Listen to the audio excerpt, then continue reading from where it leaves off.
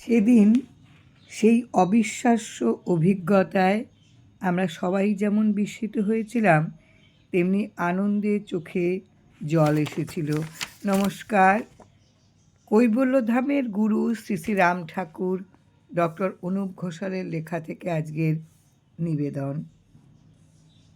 ঠাকুর সর্বত্রই আছেন। তিনি নিজের ইচ্ছায় যখন যেখানে প্রয়োজন সেখানেই বিরাজ করেন। তার অবস্থান আমাদের অজানা। ঠাকুরের সূক্ষ্ম শরীরের অবস্থান আমাদের দৃষ্টিতে ধরা পড়ে না। স্থূল শরীর বলতে এখন আমি ঠাকুরের চিত্রপটকেই বুঝি।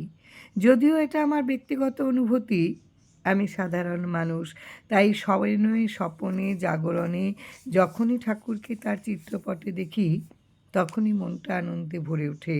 কত সময় গাড়িতে যেতে যেতে, কোনো ট্যাক্সিতে বা মিনি বাসে ঠাকুরের চিত্রপট দেখলে মনে জাগে আনন্দের শিহরণ। মনে ভাবি এই তো ঠাকুর সঙ্গে আছেন। ভাবনা কি? বেশ কয়েক বছর আগের ঘটনা। আমরা অর্থাৎ আমার স্ত্রী, 2 কন্যা এবং আমার ছোটদি দার্জিলিংয়ে বেড়াতে গিয়েছিলাম। সে সময়ে পশ্চিমবঙ্গের মুখ্য সচিব শ্রী নারায়ণ কৃষ্ণমূর্তি এবং তার স্ত্রীও দার্জিলিং গিয়েছিলেন।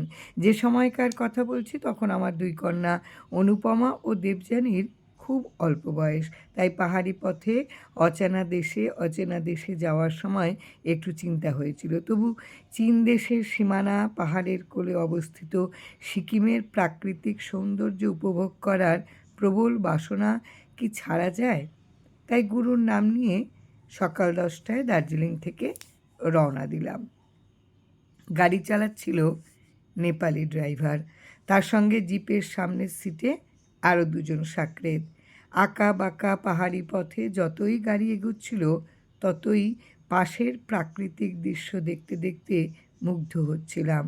পাহাড়ের গা বেয়ে গাড়ি ছুটছে, যার একদিকে উঁচু নিচু পাহাড়, মধ্যে পাইন এবং নানা বিচিত্র সবুজ গাছগাছালির গভীর অরণ্য, আর অপর দৃশ্যে যেদিকে দেখা যায় গভীর খাদ। চলন্ত গাড়ি থেকে সেই দৃশ্য দেখলে সমতলের মানুষদের হৃদকম্প কিছুটা বেড়ে যায়। পথ একেবারে নির্জন। চলতে চলতে খুব অল্প গাড়ি সেদিন পথে দেখেছিলাম। 2.5 ঘন্টা চলার পর গাড়ি থামল সিকিমে প্রবেশ করার কিছু পূর্বে একটা পাহাড়িগঞ্জে, যেখানে 2-4টি গাড়ি ছিল। 2-1টি রেস্টুরেন্ট। ড্রাইভার বাহাদুর বললেন, বাবু, এখানে আপনারা চা নাস্তা করে নিতে পারেন। আমি কোনোদিন সিকিম যাইনি, তাই এ সমস্ত অঞ্চল আমার কাছে একেবারেই অজানা। তাছাড়া সঙ্গে 2 জন মহিলা আর 2টি ছোট মেয়ে, তাই পাহাড়ের এমন একটি অজানা জায়গায় নামতে চিন্তিত হতে হয়েছিল এবং তবুও চিন্তা নিয়ে নেমেছিলাম। কিন্তু গুরুর কি অসীম কৃপা, ভাবলে অবাক হতে হয়। আমাদের মনের এসব কিছু দ্বিধা দ্বন্দ্ব তিনি দূর করলেন। তিনি অর্থাৎ পরম গুরু দয়ানিধি রাম ঠাকুর। দোকানে ঢুকতেই একেবারে সম্মুখের দেওয়ালে ঠাকুরের সুন্দর একটি বিগ্রহ পরম যত্নে বিরাজমান। সেদিন এহেন অবিশ্বাস্য অভিজ্ঞতায় আমরা সবাই যেমন বিস্মিত হয়েছিলাম, তেমনি আনন্দে চোখে জল এসেছিল। কলকাতা থেকে এত দূরে নির্জন পাহাড়ি অঞ্চলে একটি সাধারণ খাবারের দোকানে এমন একটি অসাধারণ অভিজ্ঞতা সঞ্চয় করব, সেটা ভাবতেও পারিনি।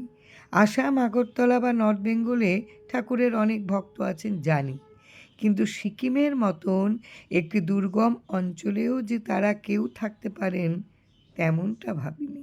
যাই হোক, সেদিন সেই অজানা পরিবেশে ঠাকুরের বিগ্রহ দেখে আমি, আমার স্ত্রী, দিদি সবাই অবাক হয়েছিলাম।